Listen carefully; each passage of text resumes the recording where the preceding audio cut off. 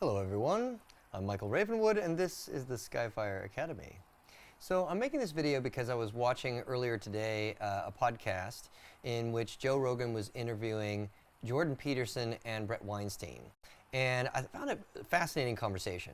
And some of the things that they said really struck a chord with me because they've been things I've been thinking about for a long time, and I was really excited to see people at that level having this conversation. And one of the main sort of topics that came up was around truth. And what is truth, or what is true? And so, for example, something that I've been sharing with people for many years in my workshops and whatnot is that even though it may be the case that many of the things in, wisdom traditions, texts, may not be literally or historically true, there is a lot of truth in them. Just the same way that, for example, if you read a novel, maybe none of the things that are being talked about in that novel actually physically happened or are literally true. That story didn't occur. But you can still learn a great deal about the way that people think about things and maybe, gain insight into your own thoughts and feelings by reading a novel. And so even though it is a fictional novel, perhaps, there is a lot of truth in it, right? And so this kind of determination of like what is truth, or what is the difference between something that is historically or literally true and something that is metaphorically or symbolically true. And the reason why this has such sort of relevance in life is that there are many places where it crosses our everyday existence. Like, for example, some people would say like, oh, everything happens for a reason. Now, is there a way to kind of scientifically determine whether everything has a reason? Perhaps not. Perhaps science isn't a tool designed to approach that kind of a problem. But regardless, if you choose to give certain things meaning, there is no doubt that the meaning you choose to give them is going to create different results in your life. For example, if you look at things that happen to you as things that are challenging or things that are happening to you, that they are something that is inherently bad or wrong, then the way that you're going to respond to those things happening in your life is going to then determine what happens out of those things. But let's just say, for the sake of argument, you choose to give things the meaning that whenever things happen, no matter what is occurring, that it is happening to your benefit, or that it could be happening for you to learn something, or that there could be meaning behind it. And then you choose to give that a certain meaning, which is empowering. For example, oh, this, happened, at the part of the day, and oh, it delayed me, and da da da. You could look at it like, oh, things always happen that are difficult or challenging. Why do they always happen, these things? If you give things that meaning, then you're going to end up with a very frustrated and kind of anxious experience of life. And that is going to lead, as certain scientific research has proven, to a reduced immune system and generally, a worse experience of life. Whereas if you say, this happened, it caused a delay, this is an opportunity for me to exercise my patience and to be really present, then your experience of life is going to be much different because you gave it that meaning. So the truth of the statement, like everything happens for a reason, really is a truth that you get to create. So another sort of example of this is like, okay, can there be a real objective answer to the question, what is our purpose in life? Now, isn't that something that we kind of then get to choose? Well, to some degree and to some degree not, right? For example, whether or not I like Rocky Road ice cream. Do I get to choose that? Is that something that I get to decide on? Or is it a situation where I just put this thing in my mouth and I kind of close my eyes and roll it around, and either I like it or I don't like it? Like, what we really truly enjoy in life, to some degree, is not up to us. Now, there's a little crossover there, like, okay, can we give it a chance and acquire a taste? Well, certainly. But I would argue that certain things, certain activities, certain people just naturally give us a sense of greater harmony and understanding and joy in our lives. And so our purpose, to some degree, is chosen in the sense that if a number of different opportunities present themselves, all of which we really feel connected to, then that's where our choice lies. Oh, okay, I get to choose this as my purpose in life and create it. But there are many things that you could do that maybe you do because other people told you it was important. Maybe because your culture, your society values it, and so then you start doing this thing, but you don't really feel fulfilled. Can you truly say that that is like the best realization of your life's purpose? So where does the truth lie in terms of purpose? Is there an objective answer? Maybe, maybe not, but most certainly the focus that you put on things and the way you choose to look at them, they definitely determine whether or not you're going to experience things in certain ways, and then it becomes the truth for you because you decided on it. Now, that's a very slippery slope, right? Like, oh, okay, can we just ultimately decide what is the truth? Well, in some circumstances, yes, and in others, no. So, for example, reality itself, the physical world that is around us. Is there a pool outside? Yes, there's a pool outside. Am I sitting here? Yes, I'm sitting here. That is not something I get to sort of choose. It's just a reality that currently exists. But, for example, if I choose the truth, I am going to fulfill myself. I am going to be a happy individual. Now that is something that you get to then decide upon and create. And it becomes true through the choices that you make in your life.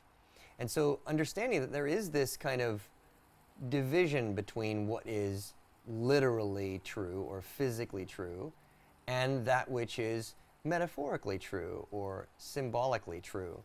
And using that sort of fulcrum of truth in your life to determine, oh, okay, even though I entered this life with a certain set of circumstances and with certain proclivities, certain abilities that I didn't necessarily choose, I can choose to cultivate those and think of things in a certain way that will then make things true.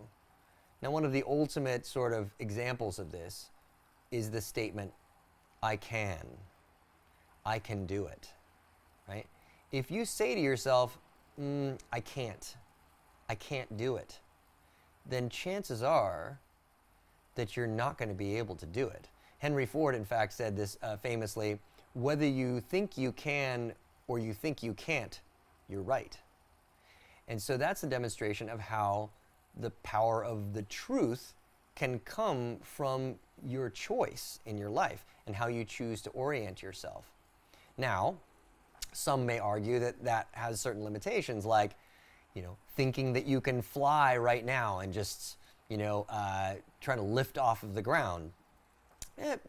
That, to me, is exactly the fulcrum where you got to understand certain sort of spectrums of things are entirely true because you decide upon them, whereas others are not. You get to be a human being. If you're listening to this video, that's what's happened for you, and that range of things is not open for negotiation, should we say.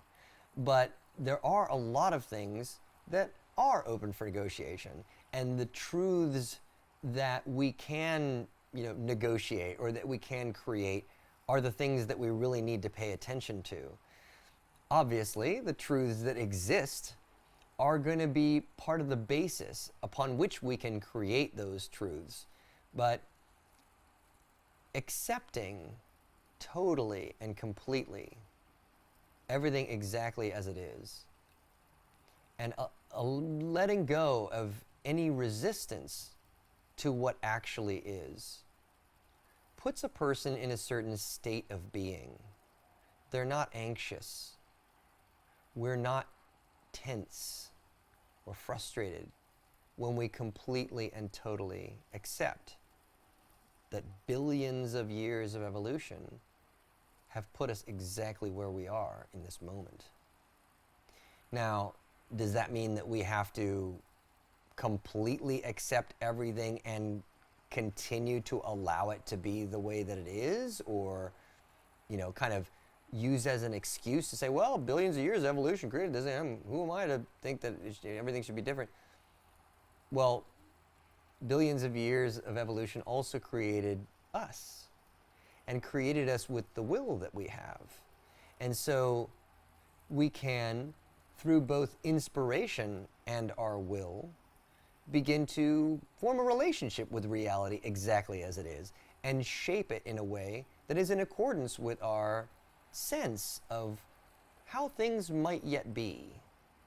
And that is a really important sort of truth to tune into, is what is inspiring to us? What is exciting naturally without having to forge or shape or control anything? What is exciting and inspiring enough to create an energy that we can just tap into? A lot of what is, taught in the academy is all about energy, and how quantum physics, arguably the most advanced form of physical science, has determined that everything is essentially one form or another of energy.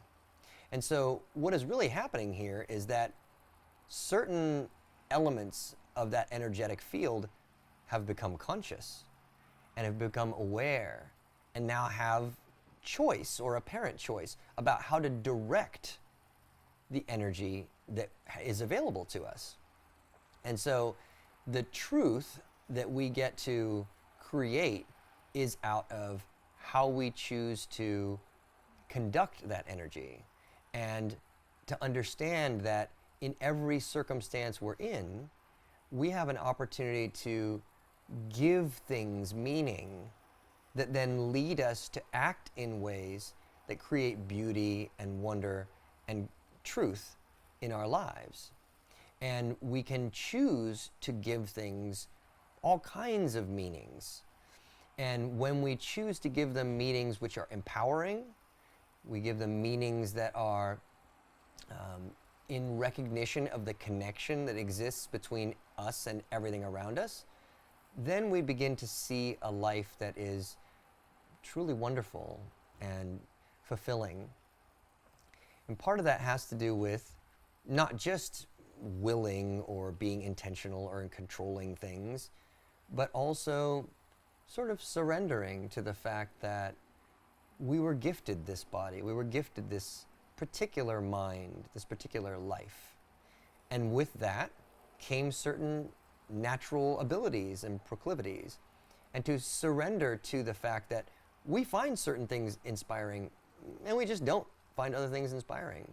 And so to sort of surrender to our inspiration and to go with whatever it is that really naturally excites us already puts us in a position to tap into the inherent energy that is arising within us throughout our lives. Now, that isn't to say that there isn't going to be any effort or will involved in pushing past the challenges which naturally arise when we are refining our craft and developing our talents into skills. But it does mean that if you start by aligning your will with something that naturally inspires you, you're going to be putting the whole energy of the universe, which is arising within us, behind you. And that's how we can sort of magnify our impact in this world. And essentially, what I've talked about before in other videos is about completing the human energy circuit. That if we get a certain amount of natural energy that arises within us for free from connecting to what we love, then we use that to create something that is of value to other people, things for which they're happy to pay us for or exchange value for, then we begin to set ourselves up so that the free energy coming from the universe within us, because we are an aspect of the universe, everything is connected, and the universe began, evolved, turned into this planet, and then this planet turned aspects of itself into us. And so when we align with that source of energy and then create something of value for others, and then begin to find how that can, then support us, then essentially maintaining our physical life becomes a perpetual act of joy. That what we do, that we love to do, already creates value for which we're paid for.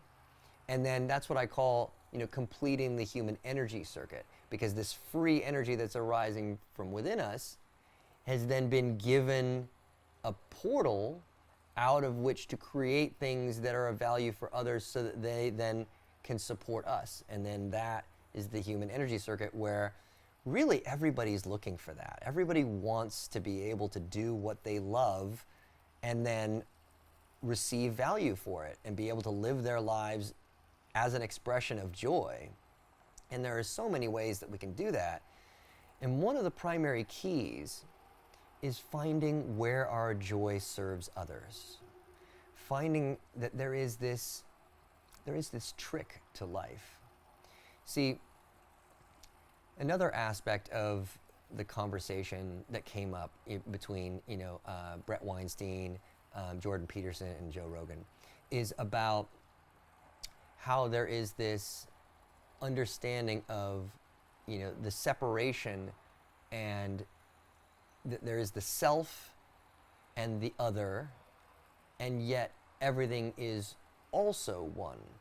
And so when we recognize that, I do have to think of things beyond separation because we are all connected. But I also have to think of things in a sense that, I am a separate individual. I need to feed myself. But there is this interesting fulcrum where when we begin to respect and honor and serve others as ourselves, then there is this transcendence that takes place. And it has to do with, a lot of people these days are, particularly in a more sort of, liberal circles or whatnot, they're into the idea of unity, that everything is one. And they say, separation is an illusion. It doesn't exist, separation, and it is only one. Everything is only one. But that kind of ignores a very basic fact which, is apparent to everyone, that things are separate. That the reason that I can recognize the beauty of the tree is because I am not the tree. And it is important to understand the truth that something paradoxical is actually taking place all around us every day. And what that is that we are one and we are separate. That this is true at the same time. And in terms of what I was mentioning earlier regarding finding the way that we can serve other people with our joy, that is sort of in the recognition that, I'm important. I should be doing what I love. I should be connecting with my joy and doing what I love to create things in the world. But I should also think about how those creations can be of value to others. And it's interesting how, in neurochemistry, they talk about different chemicals that give us our sort of pleasure response when we think to ourselves, I really am feeling great right now. Like, there are certain chemicals associated with those feelings. And certain of those chemicals, I learned this in a video by Simon Sinek, And in some of those chemicals, like dopamine and endorphins, those can be like self-generated. You just go and work out and suddenly you get a bunch of endorphins and you feel really good. Or if you make a list of things to do and then you start to do them and you check off that list and you do the next one, you check off that list, you get a little dopamine hit every time you check something off your list. And that feels good. So these are kind of like, self-generated pleasurable experiences that you can have. But then oxytocin and serotonin are two pleasure chemicals that we get from our connection to other people. And that when we just see someone that we love graduating from college, or when we see them receive an award, we receive pleasure from that, even though it's not us that's going through that experience. And oxytocin we receive from hugs and from looking into each other's eyes. And so understanding that to really fulfill ourselves to the greatest degree, we need to recognize that sometimes it's for us to get up some pluck and do some stuff, and we don't need others to feel good. We need to just do what we need to do, and that feels good in and of itself. But then if we keep doing only that for almost every human being alive, chemically, we begin to become, in a sense, a little emptiness, and we want to connect with others. And so the understanding that once you've discovered what it is that you do that gives you joy in and of itself, then seeking, how can this thing that I do, how can this bring joy to others? How can this be of service? How can others' needs be met by what it is that I'm providing? And so this is, part of the acceptance and the transcendence of that paradox of, actually, it's not just about we're all one, and it's not just about looking out for number one. It's really about understanding that both of those things are important. If you're genuinely tired, if you're genuinely hungry, if you're really at your threshold, you should probably take care of yourself. You're going to be a lot more of service to those around you if you're giving out of a sense of abundance rather than a sense of obligation. Now, of course, you can push that. You can dig deep and you can give, and that kind of sacrifice has great power. But at the same time, everything has its limits. And so, take care of yourself when you need it. The world is rolling on and doesn't need us every single moment to take care of it. In fact, in myriad ways, it's always taking care of us. But in terms of, when you have abundance, when you have enough, and you see that others need things, taking care of them, you'll find is so enriching. And many, many times, when we ourselves are not feeling good, we might have food, clothing, shelter, all the basic needs taken care of, but we still don't quite feel that great. Doing something good for others can bring us right out of our sense of separation. So, talking about, in essence, the truth of, well, are we separate or are we together? Are we one? It really comes back down to understanding that certain elements of our reality are paradoxical and go beyond reason and rationality. Again, returning to quantum physics, if you go to the wave-particle duality, the fact that light is both a wave and a particle, that is, again, the truth. All kinds of our technology is based on the fact that that is the truth. We've sort of borne that truth out in our creations and the effects that they have. So we know that that is a truth, that there is a foundational paradox at the heart of our physical reality. And finding and discovering the ways in our lives that we can work with these paradoxes and understand the value of both sides of a perspective is incredibly valuable.